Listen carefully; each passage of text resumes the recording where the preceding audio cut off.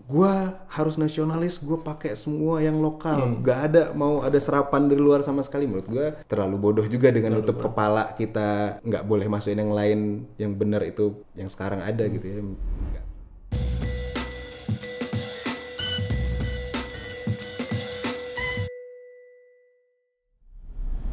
Ini menarik nih sebenarnya, gue baru tahu kalau ternyata nama lu nih Haris Juliandri aslinya. Ya benar. Terus dari Haris Juliandri tiba-tiba ke Mike, kenapa tuh? Jadi kalau itu ceritanya waktu gua pindah ke Bandung. Kan gua lahir di Lok Sumawe, terus gua for good ke Bandung SMA, kelas 2 SMA. Nah, ya sebenarnya segampang karena nama Mike itu dikasih sama teman-teman gua yang duduk di sekitaran gua. Iya, mereka manggil gua Mike emang asal manggil Mike karena mereka lupa nama gua aja sebenarnya. Sesederhana itu aja. Asal bunyinya itu siapa? Kayaknya Mike nih. Iya, yang jadi akhirnya semua anak 5 ketika gue kenalan sama orang, gue nyebutinnya Haris gitu. Ya, yang nangkep sama mereka, yang ketangkep sama mereka namanya Mike gitu. Ya, sampai ya malah orang-orang tahu nama Mike dibanding nama Haris gitu. Jadi daripada gue capek kenalan nama Haris tapi mereka ujung-ujungnya manggil gue Mike juga lagi gitu. Jadi pakai terus lah nama itu sampai sekarang gitu. Dipasrahkan untuk oke lah udah panggil gue aja Mike gitu ya. Gitu dari sih, Haris ke Mike gitu kan. Terus ada juga nih teman gue yang nyebut lu sebenarnya si Mike ini punya julukan katanya Mike hipster. Itu sih dia aja sendiri yang buat kalau ada embel-embel hipster ya sih. Dan merasa tidak hipster. Ya definisi bener hipster juga menurut gue masih abu-abu ya. Masih belum tentu sama hipster menurut gue sama hipster menurut lo sama artinya gitu. Menurut lo pribadi deh, hipster tuh kayak gimana sih? Hipster itu apa ya? Orang yang atau komunitas atau ya individu yang ada di garis di garis apa ya? Di garis depannya banget dari komunitas gitu berarti? Apa gitu? Depannya banget dari perubahan manusia kali ya. Maksudnya ketika orang misalnya belum pada main sesuatu, si hipster ini biasa udah main duluan gitu kan. Iya. Dia tuh yang ada di ujung ini berarti, di ujung perubahan generasi kali ya. Jadi yang kemarin duluan main Clubhouse tuh anak-anak hipster banget berarti ya? Iya, kurang lebih. Maksudnya maknanya akhirnya diterima sama orang kayak gitu gak sih? Yang hipster tuh yang emang mereka main duluan gitu. Trendsetter mungkin kayak gitu. Iya. Soalnya gue baca juga ternyata hipster itu dia orang-orang yang punya seleranya tuh anti mainstream. Ternyata bisa juga. Jadi mungkin ketika tadi gue ngobrol dan lu tidak mengikuti tren kan, tidak mengikuti tren, berarti sebenarnya masuk aja dong hipster, Mike hipster. Kalau gue dibilang ya ngikutin tren, ya mungkin ya gue nggak ngikutin tren tapi gimana ya? Clubhouse main nggak? Clubhouse gue nggak main. Hal lain apa yang menurut lu kayaknya gue nih nggak ngikutin tren banget nih, tapi gue masa bodoh gitu. Sama fashion dewasanya gue nggak terlalu ngikutin lagi juga. Sama fashionnya. Ada momennya kayak ada paling depan gitu, maksudnya brand-brand yang belum banyak dipakai sama orang terus gue pakai duluan gitu misalnya gitu ya. Ada masa-masa itu tapi ya akhirnya makin dewasa menyadari kayaknya enggak, itu cuman case doang gitu ya, ngapain gue pikirin yang utama sih gitu ya. Itu mempercantik case sampai lupa isi case-nya ya. Iya, mendingan gue fokus memperbaiki isi case-nya kan gitu. Nah, dari hipster tadi sebenarnya gue ngelihat emang sebenarnya lu agak hipster sih, Mike. Karena nggak banyak pria yang memang sejak dulu tuh suka sama tata boga. Nah, gue nggak tahu ya kalau misalnya ada irisan tata boga dalam circle hipster gitu ya. Tapi yang pasti kalau ngomongin tata boga karena gue sering ditinggal sama orang tua waktu kecil, jadi akhirnya gitu orang tua ya. Jadi akhirnya gue harus bisa masak sendiri gitu kan. Keren. Ya masaknya nasi goreng, telur ceplok. Ya tapi maksudnya masih SD gitu. Ya udah bisa, artinya udah bisa bikin makan sendiri lah. Tapi itu bukan ketertarikan, cuman ya situasi yang memaksa gue harus melakukan itu gitu. Ya sampai akhirnya waktu SMA gue pikir kayaknya gue gede nggak pengen kerja kantoran deh, gue pengen usaha sendiri gitu. Gue pikir apa ya usaha yang bisa gue jalanin sendiri gitu. Yang kepikiran kayaknya restoran bisa deh. Maksudnya karena ngelihat sehari-hari gitu ya. Kayaknya tinggal belanja bahan baku di dapur, diolah, dijual, selesai perkara gitu kan. Mikirnya kayak gitu. Ya udah sampai akhirnya masuk NHI.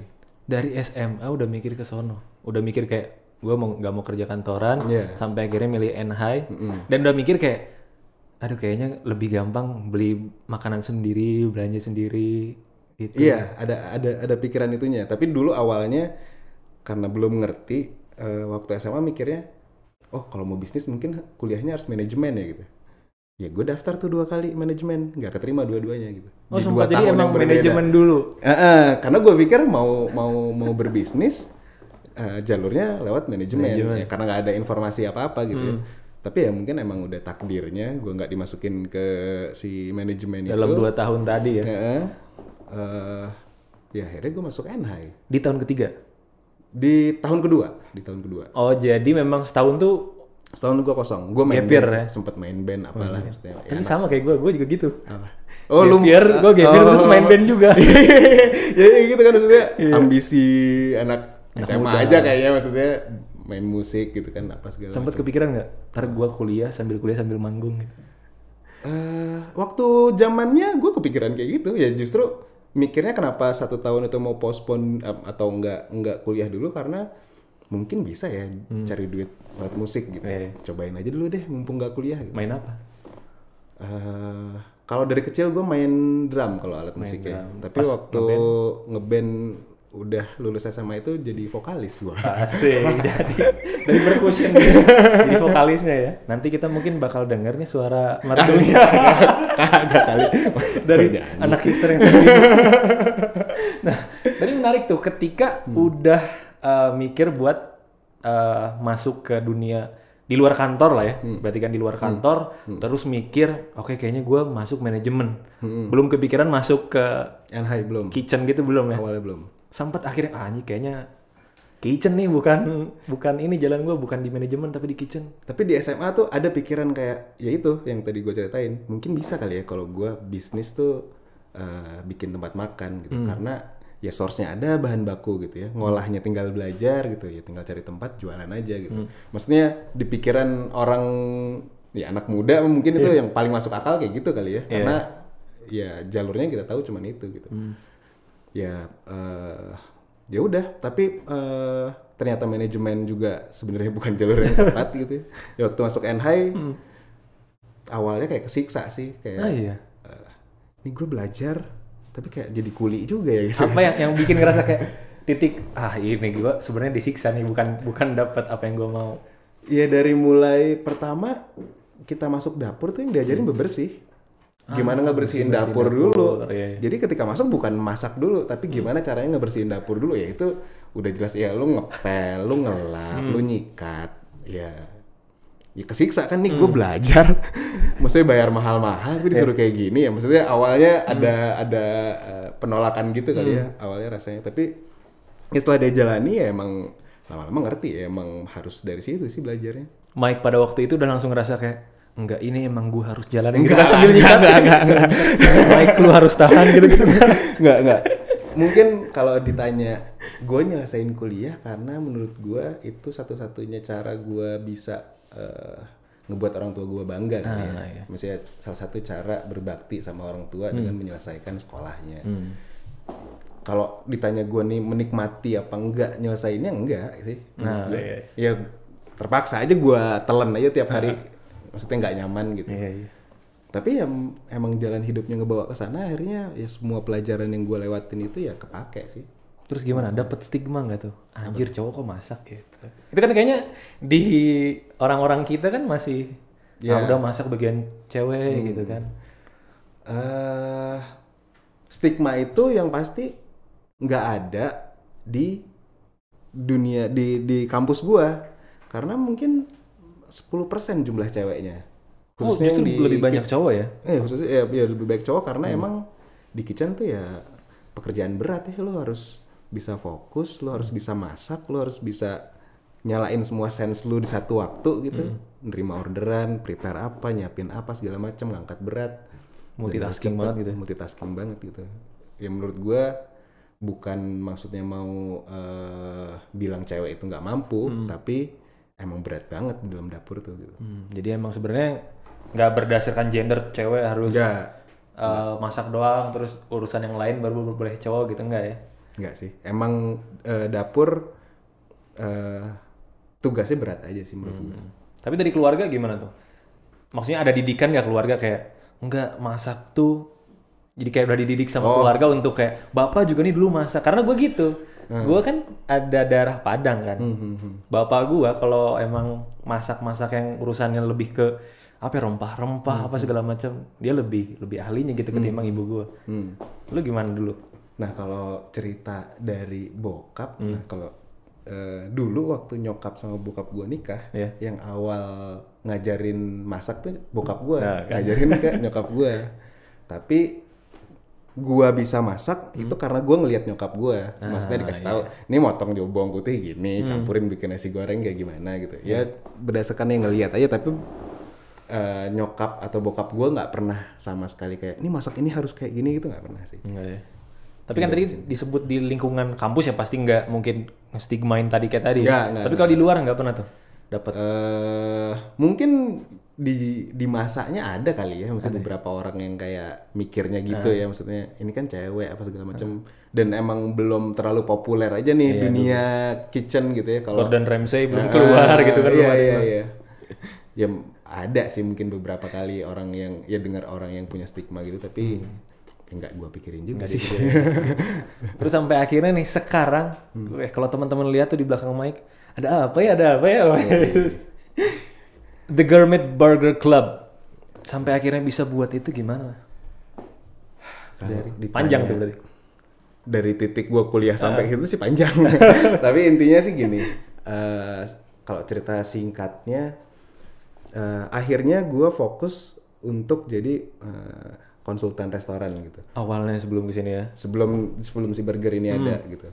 Jadi emang gua sama tim kita bertiga emang fokus untuk bantu klien kita menyelesaikan semua permasalahan dapurnya. Mulai dari lo pengen ngebangun lu tapi nggak tahu kontraktornya siapa, yang ngerjain interiornya siapa, brandingnya gimana dan segala macam. Dan mulai dari persiapan itu sampai restoran itu jadi, kita maintaining 6 bulan atau 9 bulan apa setahun ya tergantung kebutuhan kliennya. Tapi kita intinya sih bisa kerjain semua pekerjaan yang kaitannya dengan F&B, food and beverage tadi gitu. ya. Nah dari situ ketemu project sampai ketemu teman-teman SMA 5 gue lagi. Yang teman-teman yang dulu, ini siapa orangnya? Oh my god. Orang-orang kayak gitu sih, maksudnya emang yang udah lama waktu SMA-nya pun nggak main gitu ya, tapi kita terikat gara-gara alumni gitu kan. Oh dia udah bikin ini nih, apa segala macam, ngobrol. Kebetulan yang gue ketemuin ini ada usaha F&B juga. Gue bantuin pertama kerjaan F&B-nya dia. Di perjalanan kita harus R&D burger. Waktu gue buat burger buat mereka, ya mereka coba, anjir nih mau burger serius nih mah harus dibuat sendiri gitu. Ya akhirnya kita berempat sepakat buat bikin burger yang serius lah istilahnya. Burger serius yang mungkin kalau anak-anak dulu tuh zaman SD burgernya dagingnya pink gitu. Bukan yang kayak gitu berarti ya. Iya, ini dirasa burger serius terus. Ya, akhirnya ya kita cari tempat, bikin bisnis plan apa segala macem. Ya sampai ke sekarang nih masih jalan si burgernya. The Gourmet Burger Club. Apa tuh? Kenapa namanya The Gourmet Burger Club ya? Intinya sih ceritanya pertama kita emang perhatiin ya kenapa bisa dibilang gourmet menurut gua, karena emang tempat itu perhatiin bahan bakunya, mereka pilih bahan baku yang bagus, tekniknya, cara masaknya. Nah ketika mereka emang perhatiin semuanya secara detail dan berusaha menjaga kualitas itu, menurut gue tempat itu bisa disebut gourmet. Nah kita pun seperti itu, maksudnya kita berusaha seperti itu, pilih bahan baku yang bagus, proses diperlambat, pakai bahan yang selalu fresh gitu. Kenapa kita bilang The Gourmet? Kalau Burger Club kita coba bikin varian menu yang nggak biasa ditemuin di tempat lain gitu. Contohnya yang gue kemarin makan ya, gue nyobain burger sei sapi. Ya, contohnya itu sei sapi. Salah satunya. Ada lagi nggak tuh selain burger sei? Karena gue emang nyobain, wah ini waktu pertama datang lihat menunya cheeseburger kayaknya udah berapa kali nyoba segala macam. Ada burger saya ini baru nyoba, dicobain lah. Selain burger saya yang unik, ada lagi Kita punya pizza burger. pizza burger. Ya isian pizza tapi kita kemas dalam burger. Ada Korean burger ya pakai saus gochujang gitu, saus khas Korea. Terus ada avo salsa peno, itu burger diselipin sama alpukat, sama ada jalapeno. Terus pulled beef juga mungkin belum banyak yang jual di sini ya. Pulled beef, apa bedanya tuh pulled beef sama yang lain sebenarnya? Kalau Gue juga pas lihat kan tadi lagi baru kan nih, kayaknya baru banget ya, baru keluar pas gue lihat Instagramnya The Gourmet, lihat ada pulled beef. Apa bedanya pulled beef sama beef yang lain? Nah kalau pulled beef ini kita masak dagingnya, pertama jenis potongan dagingnya beda sama si patty burger. Patty burger kita pakai pilihan bagian daging tertentu digiling. Kalau ini kita pakai potongan daging topside atau mirip sama daging rendang sebenarnya. Topside itu daerah mana sih? Kalau soalnya kan nih itu, mungkin masih pada awam ya bagian-bagian. Topside itu punggung depan. Punggung depan sini mungkin ya di dekat belikat ini ya. Iya, dekat belikat, benar, dekat belikat si sapi. Makanya disebut topside. Nah, kenapa pilih daging itu? Karena itu yang punya tekstur paling kokoh mungkin ya. Makanya kayak daging rendang itu kan lu bisa suwir-suwir kayak gitu. Ya. Seratnya ya? Ya, serat dagingnya. Itu kita masak 6 jam dengan bumbu yang dipakai juga di burger-burger yang kita bikin yang lainnya. Udah jadi ada menu si pulled beef itu. Sama dia dipakai buat nasi kan, kita coba jual nasi di.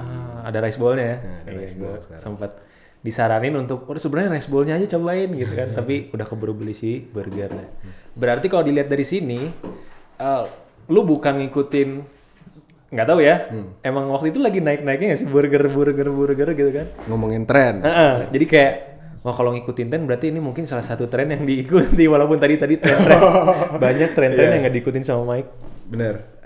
Kalau ngomongin ngikutin tren mungkin kalau dari sudut pandang gue lebih memanfaatkan momentum mungkin ya. Momentum. Ride the wave lah ya. Iya, bener. Ride the wave. Nah, ya, yang gua rasa waktu itu happeningnya gara-gara Lawless mungkin ya di Jakarta. Habis itu baru tuh bertebaran burger-burger baru buka. Nah, emang kita selalu riset market, riset produk, riset bahan baku apa segala macam gitu ya. Nah, ngelihat trennya setelah ada si ini nggak apa-apa sih sebut Lawless gitu terus. Santai. Nanti kalau ada bisa dipip. Nah, maksudnya setelah ada Lawless itu gue lihat kebanyakan orang yang usaha burger bikin burgernya mirip sama Lawless. Apanya tuh? Apa mirip rasanya atau looks juga? Gayanya mungkin ya, looksnya yang burger Messi gitu yang dagingnya ditumpuk-tumpuk, banyak sausnya, apa segala macam. Burger Messi lah kita ya kasih label kayak gitu ya, yang lo makan berantakan kotor tangan lo gitu. Nah, kebanyakan tuh gue lihat dengan dibungkus kayak kelaki-lakian gitu ya, maksudnya yang maskulin atau misalnya kayak yang rock banget gitu. Terus ya. ininya hitam gitu. Nah, kebanyakan tuh orang-orang bikin mirip kayak gitu. Nah, kenapa kita bikin si The Gourmet Burger Club? Karena kita berusaha bukan pengen jadi lebih enak dibanding yang lain, tapi gimana caranya biar bisa lebih beda aja gitu. Nah, muncul akhirnya si The Gourmet Burger Club ini dengan ya menu sama bungkus yang berbeda ya dibanding yang lain umumnya ada di saat itu gitu. Kelihatan sih dari yang tadi ya, apa lagi trendingnya maskulin banget, Lawless kan ada jeruji-jerujinya kayaknya ada tajam-tajam gitu hitam. Ini kalau dilihat The Gourmet smile gitu kan. Gambarnya smile kuning gitu kan. Colorful gitu. Emang ingin mencerminkan diri yang sebenarnya colorful gitu. Nggak mencerminkan diri sih. Goalnya adalah gimana caranya anak muda sama muda dewasa bisa nyaman lah sama produk kita sih. Iya. Jadi nggak terlalu terkesan wah anjir ini terlalu terlalu dewasa atau terlalu family. Ya, emang targetnya mungkin 25 sampai 35 ya yang utamanya kita targetin buat makan burger kita. Dan kita pengen ya cowok sama cewek juga nyaman masuk ke sini gitu ya. Tapi gue pernah denger nih burger yang bener tuh, karena kan sebenarnya sekarang lagi banyak kan burger divariasiin banget itu kan, gak ditumbuk-tumbuk tadi, ditumbuk-tumbuk slice-nya banyak lah segala macam. Ada yang bilang ya dia kayak pakarnya burger gitu, gue lupa siapa orangnya, cuma dibilang burger yang bener itu sebenarnya bukan jadi ditumpuk itu tapi semakin besar gitu. Jadi kalau burger yang enak tuh yang sekali pegang ya udah nggak sampai begini-begini, nggak sampai belepotan tadi. Menurut lu gimana Max sebagai owner dari The Gourmet? Kalau nanggepin itu, kalau burger itu sebenarnya bukan ditumpuk tapi makin melebar, ya setuju aja sih ya. Ya menurut gue intinya makanan itu harus bisa nyaman lu makan sampai selesai dengan kedua tangan lu yang nggak perlu effort terlalu gimana. Lu makan seafood kepiting susah kan?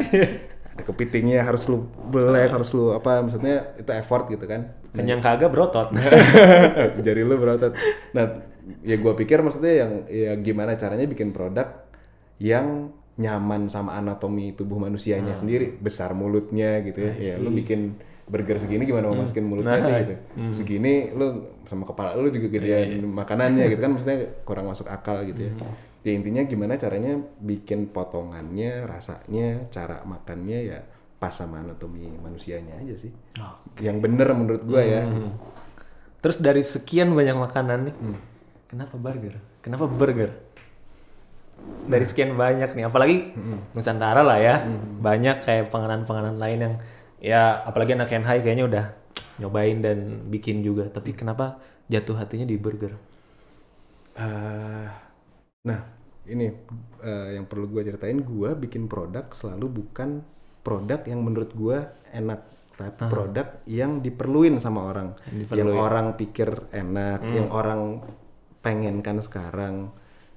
Dan ketika gue produk pasti jurinya tuh bukan lidah gue sendiri tapi lidah orang lain gitu. Nah dengan dasar itu dan memanfaatkan tadi wave burger yang lagi ada, ya makanya kita pilih si burger. Tapi gimana caranya orang lebih cepat notice ya sama burger kita, ya kita bikin kemasannya berbeda gitu. Mesti dibungkusnya nggak maskulin lagi tapi lebih colorful biar bisa diterima sama siapa aja sih.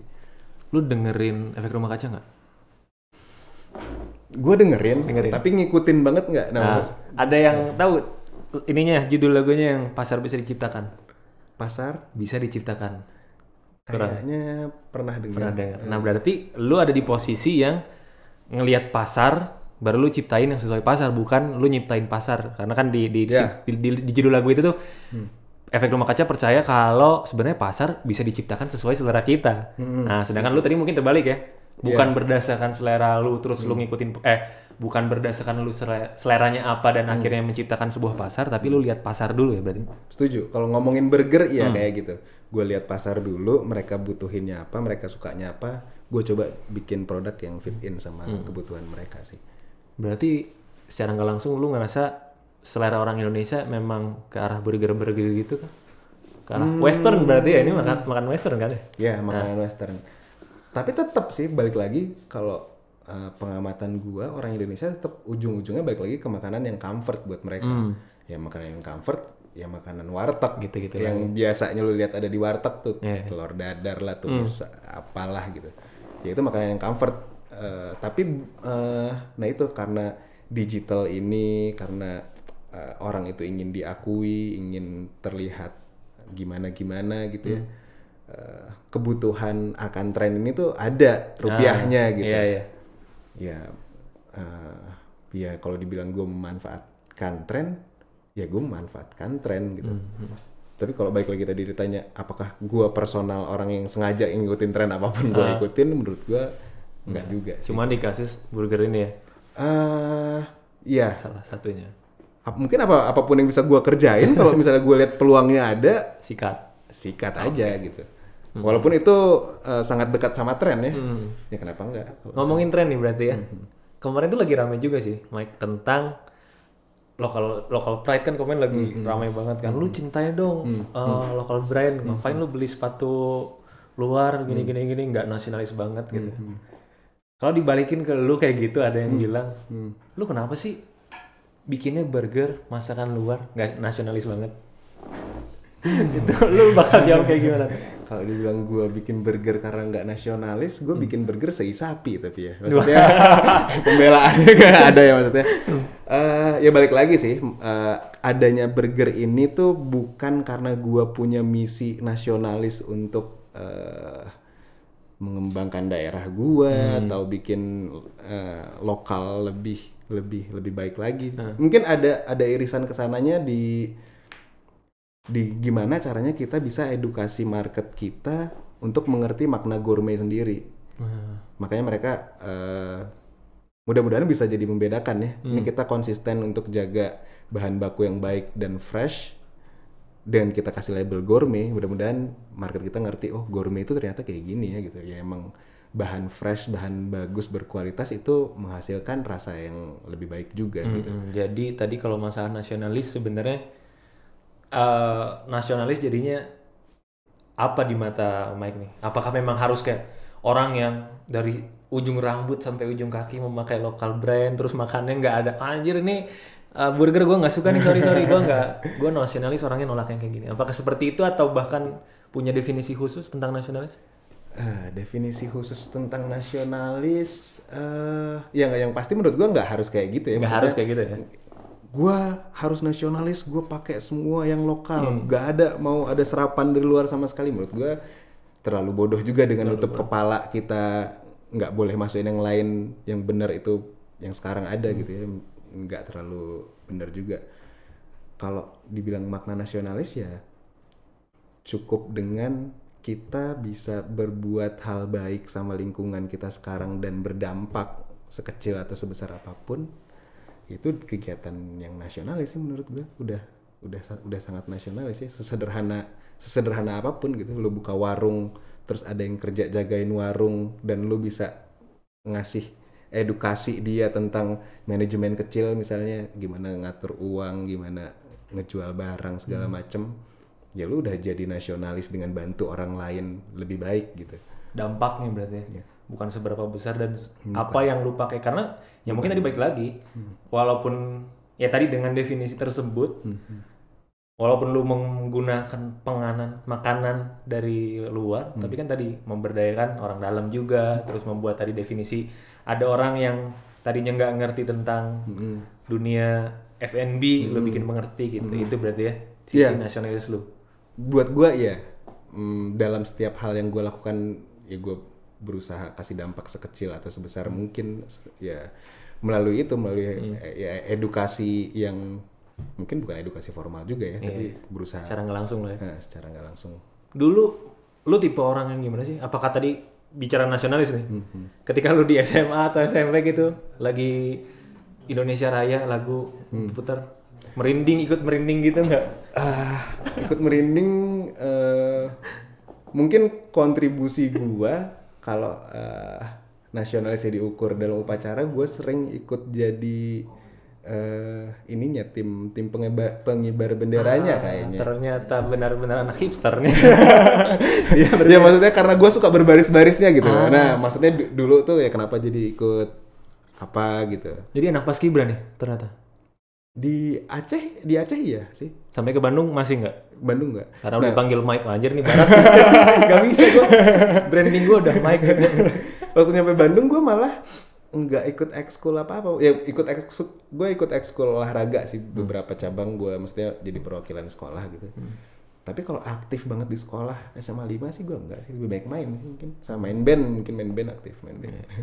Ini tadi berarti ada tentang masakan sampai ke gourmet burger, terus nasionalis, terus tadi band-bandan. Seberapa cinta tentang hal itu sih, dan nggak tahu ya, gue tertarik sama lihat tato lo nih. Ada nggak tuh hal yang bener kayak anjir gue cinta banget sama ini dan gue jadiin tato nih?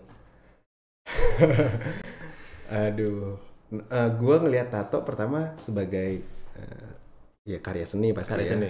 Yang pasti. Terus gue dari awal gue ditato sampai sekarang gue nggak pernah merencanakan gue pengen ditato. Pasti itu semua terjadi karena ada satu momen yang tiba-tiba ngajak, atau ya otak gue sama badan gue ngajak untuk kayak ini gue harus ditato nih kayak gitu. ya udah pasti biasa seimpulsif itu mungkin bisa di hari itu apa besoknya gue ditato gitu ya. Tapi kalau maknanya ya sebenarnya semuanya punya makna sendiri sih. Karena itu ada kaitannya sama momentum-momentum yang gue lewatin di kehidupan gue gitu. Satu deh yang paling ini. Apa ya tuh? Ceritain satu makna yang paling lu rasa ini dalam banget nih maknanya dari tato gue yang ini. Aduh, malu lah kalau misalnya. Lalu ya. Terlalu apa sih intimate lebay ini ya. orang. Oke, berarti kalau untuk ini kita tidak akan membicarakan tato maknanya, tapi tadi gua kira bakal ada gourmetnya gitu kan. Logo gourmet enggak ya? Nggak Mungkin sampai. kalau si TGBC ini udah sebesar McD mungkin gua Mungkin bisa. ada logo itunya ya. Berarti tidak yang direncanakan berarti ya. Enggak, Bukan yang direncanakan. Kayak orang-orang kan mungkin gua sempet tuh dulu kayak anak-anak kecil nanti pengen ditato di sini kayak logo barcode. Jadi kalau ke Alfamart dites you are priceless. Sosokan dulu lah zaman-zaman kayak ya tadi merencanakan tapi lu lebih ke yang tidak direncanakan ya. Untuk tato enggak sih. Impulsif ya momentum gue bilangnya. Momentum. Oke. Dari situ gue juga denger kayaknya tadi ya ngomongin masih di hipster kayak ternyata gue kaget juga lu anak paskibra gitu kan, terus masak juga sampai akhirnya gue lihat lagi lu sekarang bahkan udah beberapa tahun ya jadi vegetarian. Iya, berusaha menjadi lah. Berusaha menjadi belum menjadi tapi masih berusaha. Ya karena gue ada cheating-cheatingnya yang ya bisa dibilang terpaksa, tapi ya kenapa gue bilang terpaksa juga, orang gue makan-makan juga gitu ya. Ya makanya gue bilang ingin menjadi kayaknya. Menarik nih, padahal kan bikin burger. Ya. Tapi vegetarian, apakah ternyata burger di gourmet ini adalah dagingnya dari jamur gitu kan? Atau dari tempe? Ya balik lagi sih kalau ngomongin si burger, mungkin karena emang ya gue mengerjakan burger ini emang untuk gua bisa dapat penghasilan lebih sih. Ya, itu tujuannya itu kan. Makanya tadi ngikutin tren, terus memperhatikan tren kayak apa, kita coba bikin yang beda dan sebagainya gitu. Berarti balik lagi ini bukan masalah burger nih, nggak ada sisi idealisnya lah ya. Sisi bisnismennya di situ ya. Iya, mungkin kalau gambaran besarnya idealisnya mungkin ke gimana proses itu harus terjadi ya, proses membuat burgernya. Yang kalau nyiptainnya emang 100% dari tadi prosesnya sampai akhirnya dikasih nama gourmet gitu. Kalau gua mau milih yang lebih gampang, banyak pilihan lebih gampang. Untuk cari duit tadi. Untuk bikin si burger ini lebih mudah dibikinnya gitu. Iya, ngerti. Tapi kita nggak pilih jalan itu, kita pilih jalan yang lebih susah untuk bisa kasih makna gourmet itu ke customer kita sih sebenarnya. Iya. Kelihatan banget. Idealisnya di situ gitu. Idealisnya. Tapi, bukan karena gua nggak makan daging terus gua harus jualan sayur gitu, nggak segitunya sih. Ya buat kapital, ya buat mikirin kapital harus lebih open aja terhadap apapun mungkin ya. Kenapa sih jadi ke vegetarian? Apa yang membuat seorang hipster dibahas lagi hipster gara-gara yang kesini? Apa yang membuat seorang Mike bikin jadi memutuskan untuk kayaknya gue mau coba vegetarian deh? Karena ada satu momen di hidup gue yang memaksakan gue untuk merubah semuanya, merubah gaya hidup gue semuanya. Gitu. Semuanya, dari mulai tidur gue, makanan gue, lingkungan gue, olahraga gue, semuanya gue rubah lah. Kebiasaan pagi, kebiasaan malam, semuanya lah gue rubah. Dan apa tuh? Kenapa? Kayak di titik, waduh, kayaknya gue jalannya harusnya mau ke Cikampek malah ke Cimahi gitu. Harus rubah. Apakah menyadari seperti itu? Iya. Karena kesadaran, wah kayak gue terlalu ngaco nih selama ini hidup gue gitu. Enggak nih, gue harus ganti semuanya nih. Gue harus jadi orang yang lebih baik intinya sih kayak gitu. Trigger itu yang ngebuat gue akhirnya ya coba olahraga baru, jam tidur yang tadinya gue bangun siang jadi gue bangun subuh gitu. Lingkungan permainan gue, apa yang gue baca, apa yang gue konsumsi, ya semuanya gue riset dulu, gue cari tahu dulu, gue baca dulu apa segala macem, sampai akhirnya ya ke satu titik yang memudahkan gue untuk udah gue ganti aja deh semuanya gitu, termasuk makanannya gitu.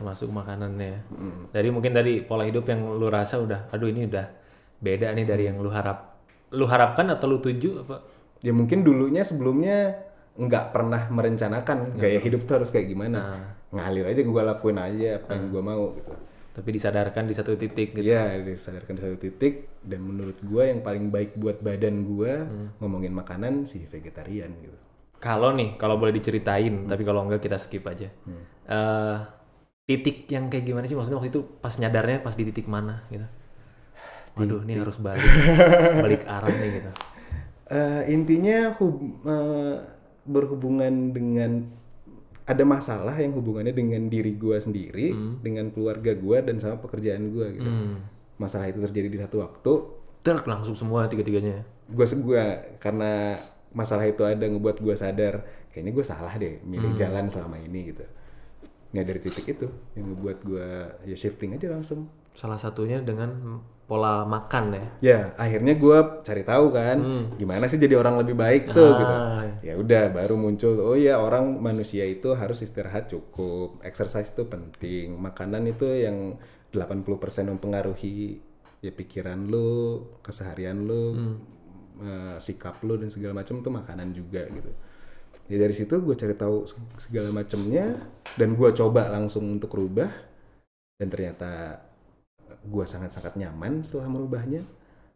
Ya menurut gue itu yang cocok buat gue. Gue mengalami ganti diet tuh cukup ya, mulai dari vegetarian, gue coba vegan, gue coba plant based, gue coba paleo, keto segala macem. Gue coba. Dan yang paling cocok? Dan yang paling cocok vegetarian menurut gue. Kenapa tuh? Karena gue sebenarnya tertarik juga sih.